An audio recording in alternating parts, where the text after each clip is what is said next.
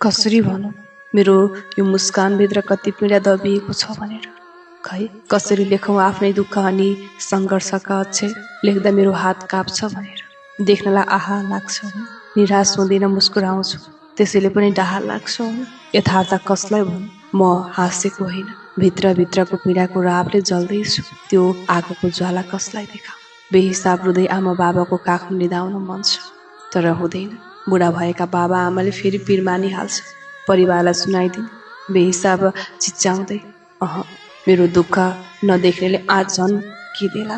साथीभाइ छन्, सुनाइदेऊ कि हुन्न। कस्तो कमजोरी रहेछ भन्छ। दिदीबहिनीलाई झन् आहा हुन्छ। न कोही मेरो न कसैको प्यारो हो। गुनासो छ, मनभरि अल्पत्र परेको छ। सवालहरूले मनमा घर बनाइसकेको छ।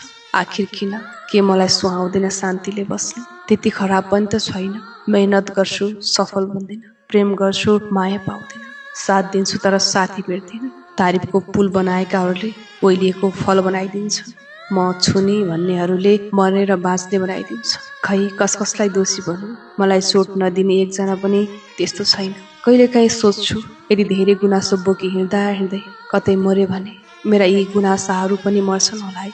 जसरी पीडाको राप सहन नसकेर खस्छन् एकान्तमा आँसुहरू, त्यसरी नै निराशाहरू मृत्यु मेरो शरीरबाट बग्छ होला कि नै।